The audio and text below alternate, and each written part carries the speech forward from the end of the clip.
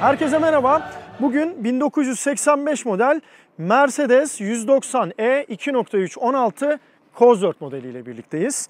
Bu model sahip olduğu böyle güzel gövde kiti ve performansıyla, özel motoruyla, Cosworth destekli motoruyla fazlasıyla bilinen ve sevilen bir model. Ama aracın genel özelliklerine geçmeden önce Mercedes için neden bu kadar önemli bir model olduğunu sizlere izah etmek istiyoruz. 1970'lerin sonunda Mercedes R107 kasa olarak geçen bu SLC modelleriyle uzun soluklu rallilere katılıyordu. Yani böyle Paris-Dakar gibi ve bu tip rallilerde yer alıyordu. Bu araç belli bir süre sonra artık tabii eskimenin verdiği hem tekniği itibariyle hem yapısı itibariyle rallilerde, kısa mesafe rallilerinde Mercedes için uygun olmayacağı anlaşıldı. Ayrıca Avrupa rallilerine de girmek istiyordu Mercedes. İşte bu nedenle Cosworth'un kapısını çaldı ve 1982 yılının sonunda tanıttığı 190E modelini Cosworth'e vererek, 2.3 motoruyla vererek hazırlamasını istedi rallilere. Ancak şöyle bir durum oldu. Tam o yıllar Audi Quattro modeliyle rallilere girmeye başladı ve turbo motora sahipti. Hem turbo motora sahip olması hem de sürekli 4 çeker sistemi Quattro ile büyük işler başarması nedeniyle de Mercedes açıkçası bu riski almak istemedi. Çünkü hem arkadan çekiş sistemi hem de atmosferik motora sahip olması nedeniyle büyük bir teknik fark oluşuyordu. Bu nedenle de yönünü başka bir tarafa çevirdi. Alman DTM yarışlarına. Yani sadece Alman markaların başlangıçta katılabildiği bir yarıştı bu. Touring araçlar ve bu tip işte 4 kapılı sedan araçlar yer alıyordu. Daha sonradan Alfa Romeo, Volvo, Rover ve benzeri üreticilerin de katılmaya başladığı ve Alman marka hakimiyetinden çıkan bu yarış Mercedes'in de 2.3 16 Cosworth modeliyle katıldığı bir yarış olmuştu. Şöyle de bir durum var. 1983 yılı Frankfurt Otomobil Fuarı'nda tanıtıldı bu motor. Yani 2.3 16 Cosworth tipi. Burada hemen Frankfurt Otomobil Fuarı'ndan önce İtalya'da Nardo pistinde bir deneme yapıldı. 3 tane 190E Cosworth modeli, bu prototip de bir modeller ama üretim modeliyle hemen hemen aynıydı. Ama yarış amaçlı özellikleri vardı, ona göre ayarlanmıştı. Bir rekor kırıldı. Bu 3 araç hiç durmaksızın toplam 202 saatte 50.000 kilometre yol aldılar. Ama aralarda yakıt nakli yapıldı, sürücü değişimleri gerçekleşti, lastiklerine bakıldı, bu tip şeyler yapıldı. Sırf onun için çok kısa süreli durmalar gerçekleşti.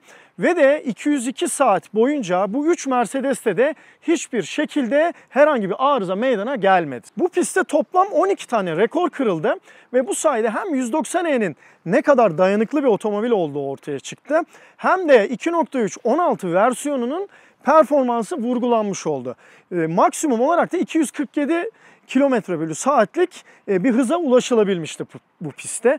Bu açıdan aracın genel anlamda birçok şeyi Frankfurt Otomobil Fuarı'nda 1983'te tescillenmiş oldu. Tabii bu kadar da değil. Sadece rekorlarla sınırlı değil. 1955 yılında Mercedes bir Le Mans yarışına katılıyor.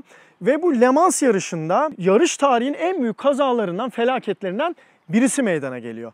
Burada Mercedes'in yarış sürücüsü de dahil toplam 83 kişi hayatını kaybediyor. Ve bu yarıştan sonra da 1955 yılından sonra Mercedes hiçbir yarışa katılmama kararı alıyor. Tabii katılmama kararı derken fabrika takımı olarak, direkt olarak kendisi katılım göstermiyor ama çeşitli Mercedes araçlar Mercedes'in teknik desteğiyle zaten yarışlarda yer almaya devam ediyor 1955 yılından sonra. Özellikle işte Unimog, bahsettiğimiz gibi SLC modeli, hatta G serisi SUV modelleri uzun kilometreli rally yarışlarına Paris-Dakar gibi katılmaya devam ediyorlar. Ancak Mercedes'in gerçek anlamda, yani fabrika takımıyla bu yarışlara dönmesi 1984 yılında gerçekleşiyor. 1984 yılında DTM yarışlarına bahsettiğimiz gibi 380 SLC modeliyle yine katılım gerçekleştiriliyor. Ama 380 SLC sadece 60. olabiliyor yarışın toplam genelinde 84 yılında. 1986 yılında ise bu gördüğümüz aracın DTM versiyonuyla işte katılım sağlanıyor.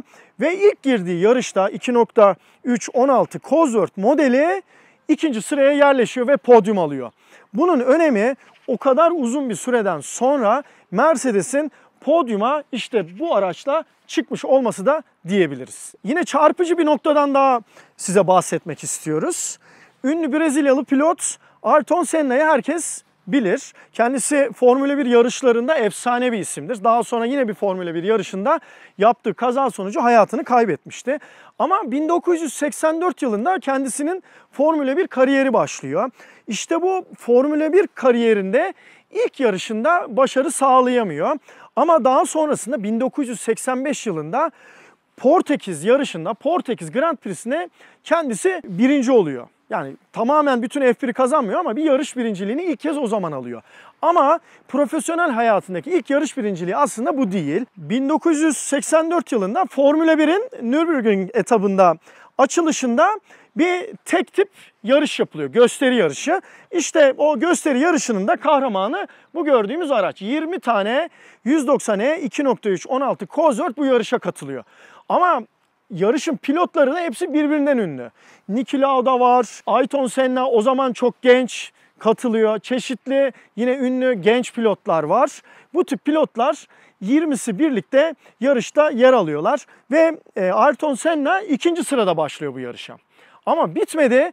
Kendisi yarışı birinci bitirerek oldukça büyük bir başarıya imza atıyor ve zaten ne kadar iyi bir Formula 1 pilotu olacağını ta o zamanlardan işte 2.3 16 Cosworth'le kanıtlamış oluyor. O açıdan da bu aracın tarihinde önemli bir yere sahip olduğunu düşünüyoruz. 190E 2.3 16 Cosworth aracımızın geçmişinden bahsettik.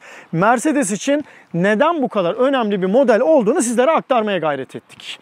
Şimdi bu aracın çok özel bir gövde kiti var ve bunun farklılıklarından bahsetmek istiyoruz. Yani normal 190 modellerine göre nasıl farklılıkları var hep beraber göreceğiz ve şimdi öbür aracımız gelsin. Evet, şimdi ilk olarak ön tamponlardan başlayalım. Görüldüğü gibi bizim ön tamponumuz Cosworth versiyonunda aşağı kadar iniyor. Sanki bir ek varmış gibi bir ön spoiler mevcut. Ayrıca bakın tamponun incelikleri de farklı. Burada daha kalın ve 190 dizel bu arada aracımız ve standart araçtır yani gövde olarak, tamponlar olarak ve tamamen orijinal bu araçta. Buralar daha ince, iki şekilde bölünmüş ve tampon aşağı doğru kıvrılarak gidiyor ve gri renk.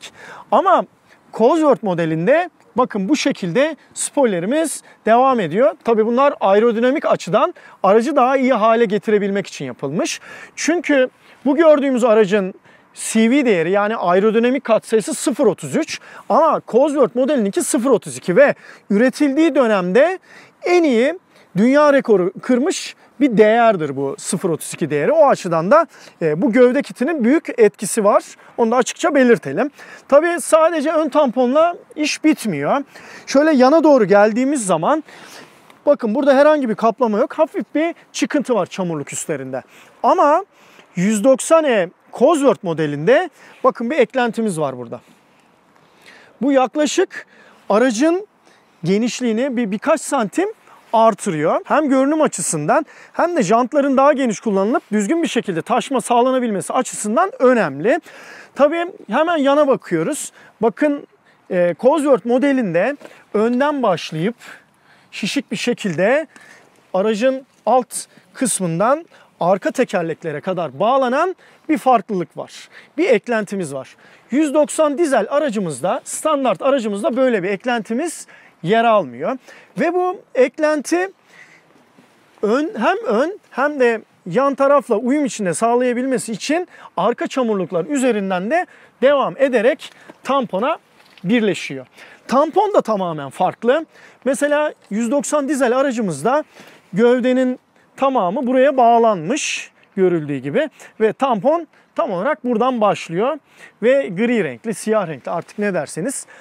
Ama Cosworth modelinde oldukça şişik ve de aracı daha kalın, daha sağlam, hatta yere daha yakın gösteren bir arka tampon var. Tabii bu durum hem önde hem yanlarda da geçerli. Hemen şöyle arkaya doğru dönüyoruz. Ve yine tamamen farklı bir yapıyla karşılaşıyoruz. Aynen önde olduğu gibi burada da arkaya doğru bir bombe mevcut. Daha aracı kuvvetli gösteriyor ve de aerodinamisini artırıyor. Ama 190 dizel aracımızda o tipte herhangi bir çıkıntı yer almıyor ve bu şekilde düz gelerek aşağı doğru birleşiyor ve bitiyor. Şöyle zaten baktığımız zaman bu net bir şekilde görülebiliyor. Hatta bu aradaki parça da tamamen farklı. Bakın bu daha yekpare, daha kalın, aynen önde olduğu gibi.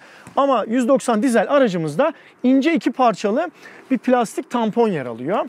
Tabii Cosworth'ün en belirgin özelliklerinden bir tanesi olan arka spoilerden de bahsetmeden geçmeyelim.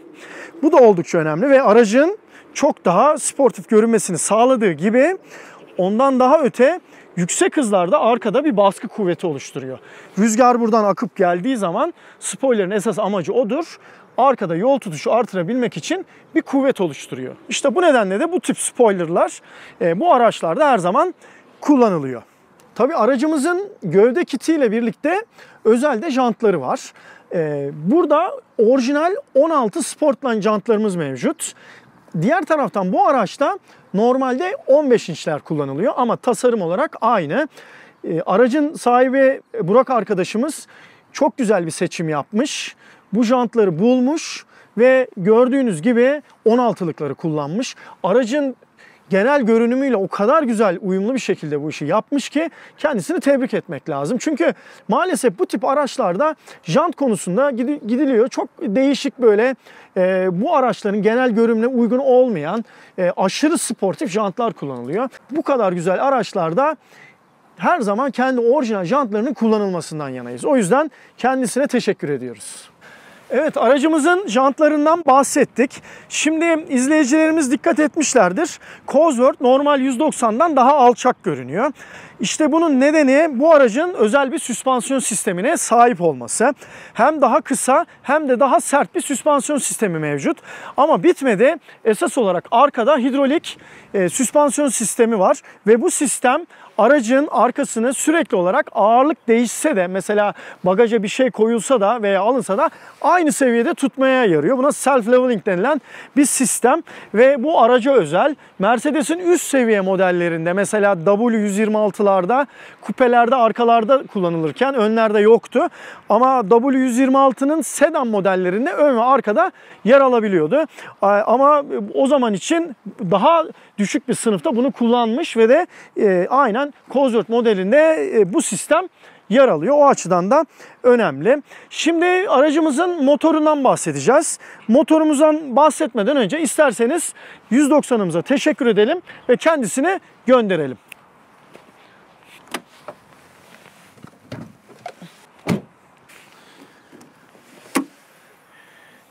Evet, motor kaputumuzu açtık ama şöyle de bir olay var. Bu pimi itiyoruz. Bakın. İşte tam bu kadar açılıyor. Yani 90 dereceden daha fazla şu şekilde bir açıyla motor kaputunu açmayı başardık. Şimdi motorumuz Mercedes'in 2.3 litrelik bir motoru var. Bu motor 190'a 2.3 modelinden alınma aslında. Ama Cosworth'e veriliyor ve Cosworth'te, ki kendisi ünlü bir İngiliz yarış firmasıdır. Formula 1'de zamanında otomobiller ürettiler. Motorları oldukça ünlüdür. Bu motoru alıyor ve ciddi şekilde modifiye ediyor. En önemli modifikasyon silindir kapağında. Silindir kapağı normalde 2.3 motorlarda üstten tek egzantrik sistemine sahip ve silindir başına da 2 tane süpapa sahip. Ama Cosworth ne yapıyor? Bu motoru alıyor, üst kapağını hafif bir alaşım metalden üretiyor. Sübap genişliklerini artırıyor ve çift egzantrik sistemiyle birlikte silindir başına 4 sübaplı bir sistem haline getiriyor. Ayrıca bakın egzoz manifoldu oldukça değişiktir. Her bir silindirden egzoz boruları, yani manifold çıkışları ayrı çıkıyor. 1, 2, 3, 4. Bu sıralı 4 silindirli bir motor. Ve de bunların hepsi ayrı çıkıp ondan sonra 2'ye, sonra da teke düşerek gidiyorlar. Buna header sistemi diyoruz ve motorun daha rahatlamasını, egzoz gazlarının daha rahat atılmasını sağlayan bir sistem. Bu şekilde de bir değişiklik yapılıyor. Ayrıca sübaplar büyütülüyor. Ateşleme sisteminde bir değişiklik yapılıyor. Zaten motorda, bu arada onu da belirtelim, K-Jetronic denilen bir mekanik enjeksiyon sistemi var. Bu muhafaza ediliyor. Bir değişiklik yer almıyor. Bunu bu araçlarda anlayan çok fazla usta yok. İşte bu nedenle elektronik enjeksiyon sistemine döndüren kişiler oluyor ama bu sonuç olarak aracın, motorun orijinalliğini bozuyor. Gücünde de artma oluyor. Daha basit bir sistem, daha rahat oynanabilir sistem haline gelse de bu aracın bize göre K-Jetronic'le bırakılması gerekiyor diye düşünüyoruz. Tabii ateşleme sisteminde de değişiklik yapılıyor. Ondan sonra artan güç doğrultusunda aracın içinde dönen parçalar, rulmanlar, bu tip şeylerde güçlendirmeler yapılıyor. Ve sonuç olarak normalde 136 PS güç üreten motor 185 PS güç üretmeye başlıyor. Aracın torku da 200 Nm'den 235 Nm'ye çıkıyor. Oldukça kapasiteli bir motor haline geliyor. Tabii bir de şu var, 2.3 motor zaten kolay devirlenebilir, yüksek devirlere çıkabilen bir motor. Çünkü silindir odası yatay dikdörtgen şeklinde. Normalde silindirleri nasıl biliriz? İnce uzun şekilde biliriz. Ama bu araçta motorun silindir çapı, motorun silindir stroke'una göre, yani yüksekliğine göre yaklaşık %19 daha fazla. Yani şu şekilde bir yanma odası mevcut. İşte bu sayede pistonlar daha kısa mesafede hareket ettikleri için motor daha rahat devirlenebiliyor. Bunun üstüne bir de üstten çift egzantrik sistemi eklendiği zaman bu motor çok rahatlıkla 7000 devir bölü dakika bir hıza ulaşabilir hale geliyor.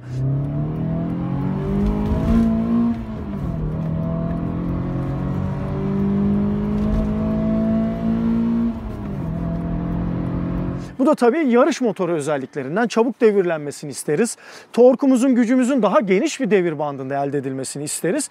Bu nedenle de ciddi modifikasyonlar sonucunda bu hale geliyor. Tabii Cosworth bunu yaparken geçmiş dönemlerde kullandığı Formula 1 teknolojisinden de faydalanıyor. İki farklı motorun tecrübelerini işte Mercedes'in 2.3 motorun içine adeta gömüyor ve ortaya da bu güzel motor çıkmış oluyor. Aracımızı dıştan anlatırken arkada hidrolik bir süspansiyon sisteminin olduğundan bahsettik. İşte bunun nereden sağlandığını, yağının nereden geldiğini, gücünün nereden elde edildiğini de göstermekte fayda var.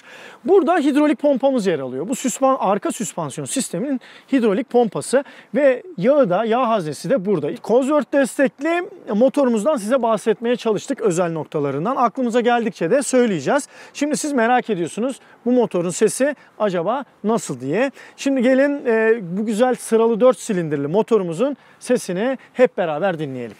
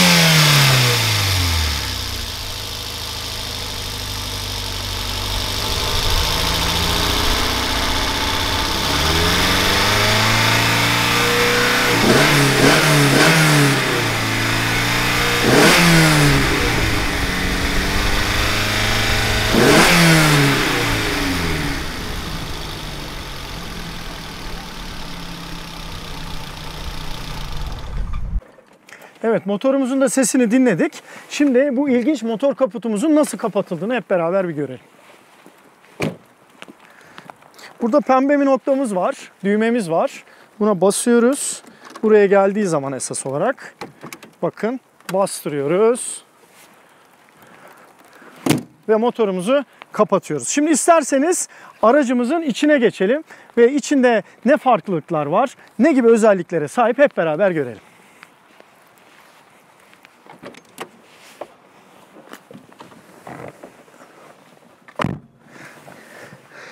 Şimdi aracımızın içine girdik. Şöyle dışı gibi, motoru gibi, bir de size içini anlatalım isterseniz. Şimdi aracımız tipik bir 190 araçla hemen hemen aynı bir gövdeye sahip. Ama bu aracı özel kılacak bazı önemli noktaları da var. Bunlardan en fazla dikkat çekeni burada 3 tane göstergemiz var. Bakın 3 tane yuvarlak fonksiyonel gösterge mevcut. Bunlardan birincisi yağ sıcaklığı en solda. Ortada yer alan kronometre, herhangi bir şekilde bir pist vesaire gibi bir yerde kullanılacaksa orada zaman tutmak için. Tabii günümüz şartlarında çok fonksiyonel olmayabilir ama o zaman için güzel bir özellik.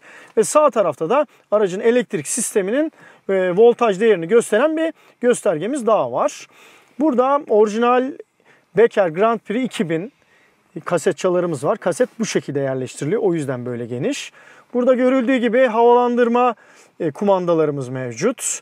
Şurada arka cam rezistansı ve burada da sunroofumuzun açma kapaması mevcut. Bu araçlardaki sunrooflar eğimli olarak açılmıyor. Sadece içine girip çıkıyor. Başka 190 modellerinde açılı olan tipleri de mevcut. Mesela 190 dizelde bu şekildeydi ama bu araçta o şekilde tercih edilmemiş. Göstergelere de şöyle bir genel bakmak lazım. Ortada hız göstergemiz var ve ibremiz 260'a kadar yükseliyor. Bu kısımda devir göstergemiz var ve bakın 7000'e kadar gidiyor. Bu motor 7000 devir bölü dakika çevirebiliyor. Bu karakteristik bir özelliği. Silindir odasının şekli itibariyle bu şekilde. Altta saatimiz var. Sol tarafta üstte yakıt göstergemiz. Sağ tarafta yağ basınç göstergesi. Sol tarafta aracın hararet göstergesi. Yani motorun hararet göstergesi. Altta da bakın mesela bu BMW'de de vardır. Gaza bastıkça yakıt tüketiminin ne kadar arttığını gösteren bir gösterge. W124 kasalarda da sunuluyordu. Bu BMW'de de sunulmuş bir özelliktir. Moral bozabilir bazen bastığınız zaman ama bir şekilde de tasarruf sağlayacak bir özelliğe sahip. Altta da çeşitli uyarı lambalarımız bu araçta mevcut. Mesela direksiyonumuz diğer 190 modelleriyle oldukça benzer. Ama şunu da söyleyelim. Hemen hemen aynı ama deri kaplı. Bu araçta Cosworth modeline özgü bunun oranını düşürmüşler. Bu sayede direksiyon hareketlerimiz daha keskin bir şekilde gerçekleşebiliyor. Yine aracın teknik özellikleri içerisinde. Şimdi dikkat çekici bir özellik de şu, bakın vites topuzumuz ne kadar farklı. Bu konuda bilgili izleyicilerimiz hemen fark etmişlerdir. 2'den 3'e doğrudan geçiş bir yapı mevcut. Buna dogleg deniliyor ve genellikle sportif karakterli araçlarda ve yarış araçlarında kullanılan bir şanzıman tipidir bu. Bunun da nedeni ikinci ve üçüncü vitesler arasındaki geçişin hızlandırılması. Neden? Çünkü yarışlarda genellikle bir istatistik yapılmış ve ikinci ve üçüncü viteslerin en fazla kullanılan vitesler olduğu tespit edilmiş. Bunun üzerine de vakit kaybetmemek için 2 ve 3. vitesler karşılıklı konulmuş ki yolunda vites değiştirirken herhangi bir vakit kaybı meydana gelmesin diye. Bu arada şunu da söyleyelim, 5 ileri bir şanzımanımız var ve Getrack üretimi. Bu şanzıman oldukça dayanıklı ve E30 M3 modelinde de bu aracın en büyük rakibi olarak sayabileceğimiz BMW'nin bu aracın başarıları sonrasında ortaya çıkardığı E30 M3 modeliyle aynı şanzımana sahip. Bir de ilginç bir konuşulan bir şeydir bu. Yani biz denenmesini tavsiye etmiyoruz ama gidilirken geri vitese takıldığı zaman böyle bir tekerleklerin geri dönmesi söz konusu oluyor. Ama tabii bu şanzımana zarar verme ihtimali olan bir şey. Önceden de denenmiş, herhangi bir şey olmamış ama biz yine de tavsiye etmiyoruz. Şöyle genel anlatmaya devam edelim. Şanzımanımızdan bahsettik. Bakın ön camlarımız araçta otomatik. Bunlar ön camlar. Ayna ayarımız sağ ayna. Tipik Mercedes özelliği sol ayna dikdörtgen yatay, sağ ayna kare ve daha farklı bir yapıya sahip. Onun ayarı buradan. Burada da çocuk kilidi mevcut. Ve ön koltuklarımızda 2 kademeli koltuk ısıtma da mevcut. Onu da burada gösterelim ve yine boş bırakmamak için, daha güzel görüntü için burada güzel bir ahşap kaplamada kullanılmış. Tabii bu aracın en karakteristik özelliklerinden bir tanesi de Recaro üretimi spor koltukları. Hem önde hem de arkada tercih edilmiş ve bizimkiler deri kaplı. Bunların bir de ekoseli olanları vardır. Ama deri kaplısı daha güzel, daha şık duruyor. Aracın genel görünümüyle daha uyumlu. Ve de bakın gördüğünüz gibi pırıl pırıl daha duruyor. Aracımızın kilometresi 272.241 kilometre olarak gösteriyor. Yani sonuç olarak bu araç çok güzel bir şekilde muhafaza edilmiş. Gerçekten de sahibine, yani Burak kardeşimizi bu açıdan tebrik etmek lazım. Torpido gözünü de gösterelim. Takipçilerimiz bazen merak ediyorlar. Bakın burada torpido gözümüz var. 2 tane bardaklığımız mevcut. Ve burada da aracın kullanım kılavuzu ve çeşitli ruhsat vesaire şeyleri var. Bu Türkçe. Bakın 190'a 2.3 16'da burada yazıyor. Bütün bilgileri mevcut. Onu yerine koyalım. Aracımızın ön kısmını gördük. Şimdi arka kısmına da isterseniz bir geçelim ama öncelikli olarak arka diz mesafesinde göstermek açısından koltuğu tam olarak kendi sürüş pozisyonuma göre ayarlayacağım. Evet, arka koltuklara da geçtik. İlk hissettiğim şeyi söyleyeceğim.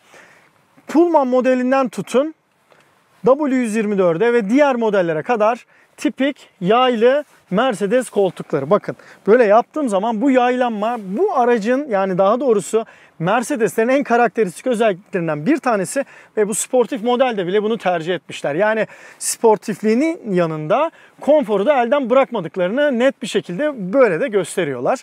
Bir de gözümün önündeyken bakın çok sevdiğim bir olaydır. Bu BMW modellerinde de var.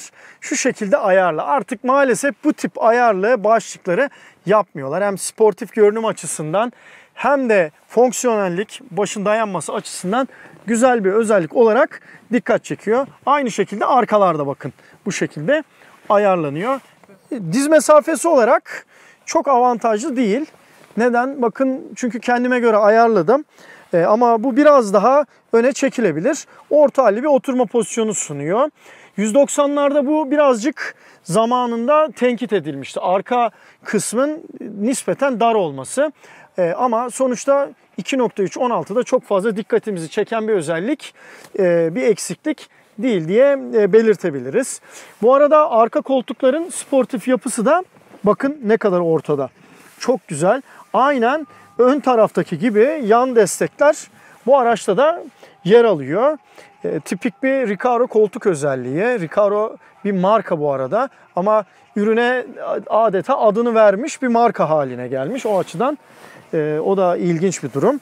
Burada da kol dayamamız yer alıyor ve gerçekten koltuklar beni şu anda çok ciddi şekilde sarıyor. Bu tip araçlarda hoş olan bir şey ve sportifliğine ayrı ayrı vurguluyor diye düşünüyoruz. Şöyle arka tarafa doğru bakalım. Burada da bakın. Evet, ilk yardım çantasının olduğu yer ve orijinal ilk yardım çantası da içinde duruyor. Şimdi birçok takipçimiz her zaman bagajı da merak eder. Şöyle kabaca da bagaja da bir bakalım. Evet. Bagajımız da pırıl pırıl duruyor. Plastikleri, taban halısı, bakın alttaki muhafazası. Hatta bakalım şöyle. Bu da yedek lastiği ve krikosunun bulunduğu yer. Gayet güzel, ilk günkü gibi duruyor. Şimdi isterseniz artık sürüşümüze geçelim. Bakalım 190e 2.3 16 Cosworth aracımızın ne gibi sürüş özellikleri varmış.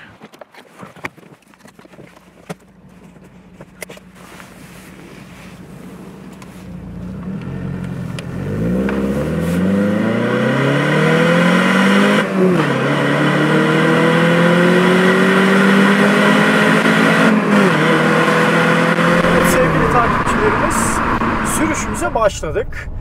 1985 model W201 Mercedes 190'e 2.3 16 Cosworth aracımızın direksiyonundayız. Ve yanımda da bu aracın sahibi Burak kardeşimiz var.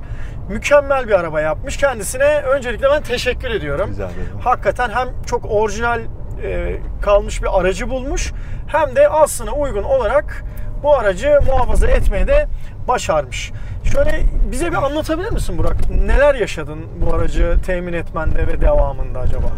Bu aracı 2010 senesinde Bursa'dan aldık.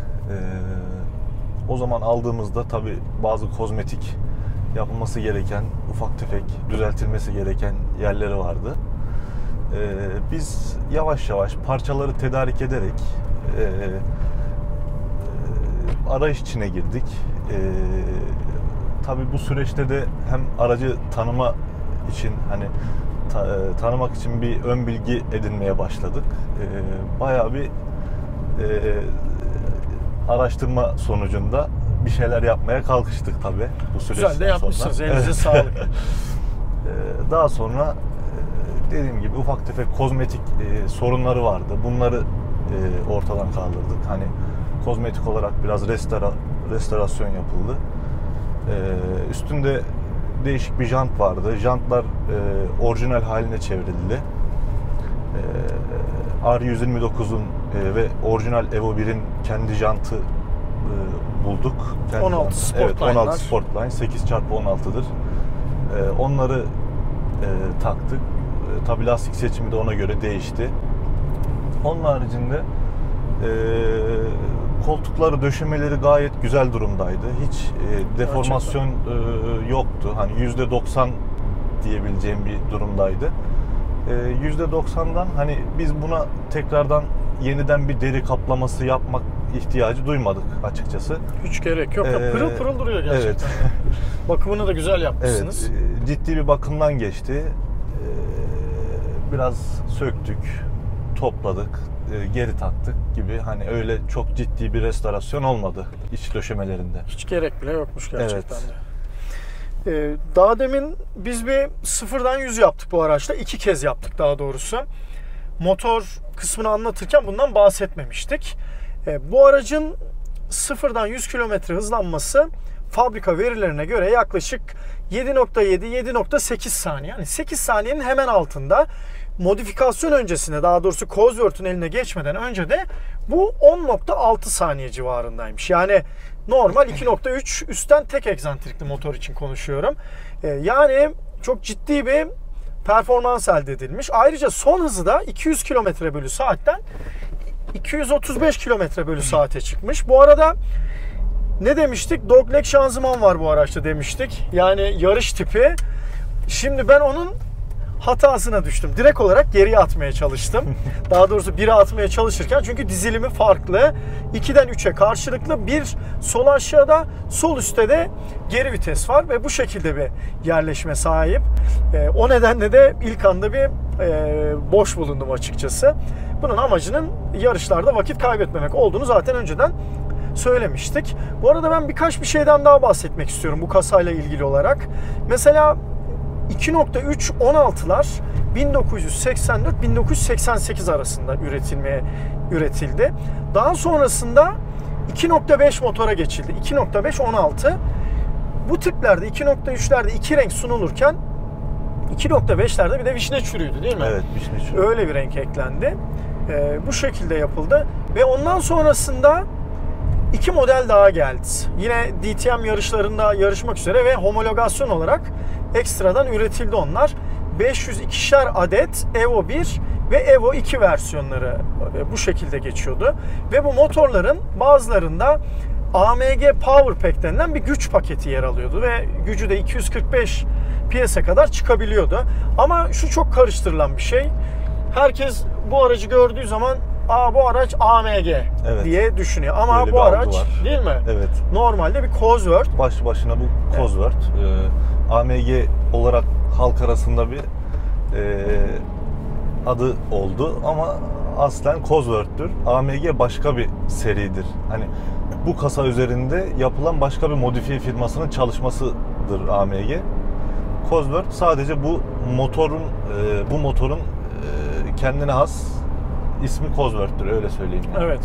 Bunu söylediğimiz iyi oldu. Herkes bu konuda yanılıyor çünkü. Birçok kişi diyelim, herkes demeyeyim. Evet. Bilen sonuçta bu konuyu iyi biliyorlar. Şurada bir...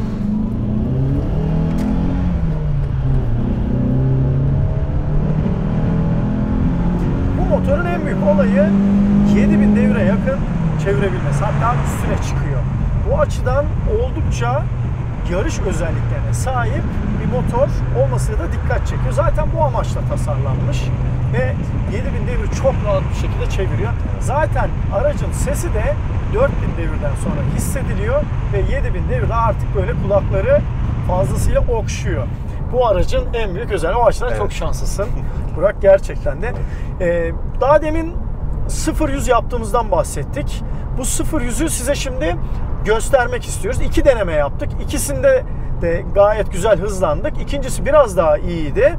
Ve bu bahsettiğimiz 8 saniyenin hemen altı değerinde yakaladığımızı düşünüyoruz. İsterseniz gelin şimdi bu hızlanmayı hep beraber bir izleyelim.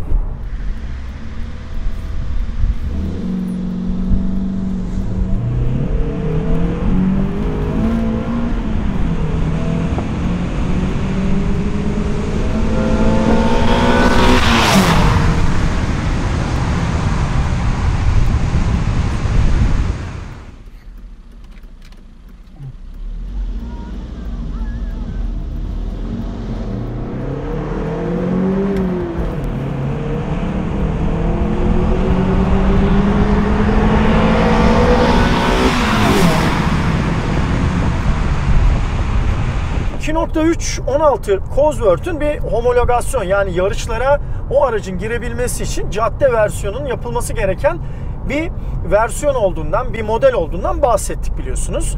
İşte bu nedenle 2.3.16'lardan 5000 adet üretilmesi planlanmış. Minimum bu şekilde bir gereklilik varmış. Ama araca o kadar fazla talep olmuş ki bu talep doğrultusunda bu sayıyı yaklaşık 19-20 bin civarında yükseltmişler ve bu kadar araç üretilmiş. İşte ve üretildiği dönemde de Mercedes S kasanın, yani daha doğrusu o zamanın W126 kasasının en düşük versiyonundan daha pahalı bir araçmış. Bu açıdan da şimdi günümüze göre düşünelim. C serisi ve AMG versiyonunun mevcut S kasanın en düşüğünden daha yüksek, pahalı olup olmadığını mesela aynen bu şekilde düşünüp mukayese edebiliriz. O açıdan zamanının oldukça pahalı araçlarından bir tanesi olmasıyla da dikkat çekiyor. Bir boş yer bulduk. Şurada bir ikinci viteste bir kökleyelim.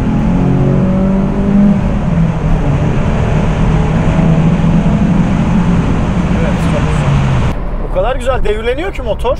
İşte bu motorunun dikdörtgen bir şekilde, yatay dikdörtgen şekilde kesite sahip olması, daha doğrusu silindirlerin ve ayrıca da üst kapağın Cosworth tarafından elden geçirilmiş olması ve bambaşka bir kapakla değiştirilmiş olması işte bu olayı tamamen sağlıyor. Yani kolay devirlenebilir, torku ve gücü de devir bandında güzel bir şekilde yayılabilir hale geliyor. Bu açıdan oldukça özel. Peki Burak, bu araçlardan oldukça az sayıda var. Bu kadar temizini de biz şu ana kadar görmemiştik.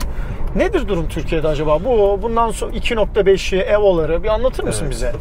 2.3.16 Türkiye'de az sayıda var gerçekten. 2.5.16 yok denecek kadar az var. Evo 1 zaten bilindiği üzere bir tane vardı. O da satıldı. İstanbul'da olduğunu biliyoruz şu anda. 494. araç evet, numaralı. Zaten 500 adet üretildiği için ondan. Onun haricinde temiz olarak hani düzgün kullanılmamış, çok yıpranmamış olarak kalan 190, 2.3.16 var. Yok denecek kadar az durumda şu anda. Evet. Evet. O yüzden çok şanslıyız böyle bir araç kullandığımız için. 190E Cosworth modelimizde bahsetmediğimiz bir özellik daha yer alıyor. Normal 190E modellerine göre. O da LSD, yani Limited Slip Differential, sınırlı kaymalı bir diferansiyeli var. Bu sayede gücü yere daha iyi aktarabiliyoruz. Bu birçok yarış aracında, sportif araçta yer alan bir özellik. Bu arada sonuçta bir Mercedes'teyiz. Mercedesler her zaman sportif modelleri bile olsa belli bir konfor anlayışına sahiptirler. İlginç bir şekilde 190E 2.3.16'da bu konfor anlayışına sahip. Ayrıca süspansiyon sistemi normal 190E'lerden daha sert bir süspansiyon sistemi olmasına rağmen gerçekten de konforlu. Yani o Mercedes'teki hafif yaylanma hissi, yormayan yaylanma hissi bu araçta yine aynen var. Evet. Biliyorsunuz bir de E30 M3 testi yapmıştık biz. İşte E30 M3'ün de ortaya çıkma nedenlerinden bir tanesi aslında bu gördüğümüz 2.3 16 modeli. Çünkü yarışlara katıldıktan sonra Mercedes'in bu şekilde bir katılım sağlamasından sonra BMW de işin içine giriyor ve E30 M3 modelini çıkartıyor. Sonrasında Evo modelleri çıkıyor, Sport Evo çıkıyor. Mercedes de ona karşılık olarak çeşitli modellerini çıkartıyor. Evet sevgili takipçilerimiz, 2.3 16 Cosworth testimizin sonuna geldik. Çok güzel saatler yaşadık. Hem ünlü yarışçı Senna'nın o ilk birinci olduğu aracın tadına bakmış olduk. Hem de bu kadar yarış için, DTM yarışları için özel olarak hazırlanmış bir homologasyon aracını hep beraber tanımış olduk. Umarız testimizi beğenmişsinizdir. Burak, sana da çok teşekkür ediyorum. Gerçekten bu aracı bizimle paylaştın ve de biz de izleyicilerimize bunu aktarabildik. Tekrar çok teşekkür ediyorum. Sağ olun. Bizi izlediğiniz için teşekkür ederiz.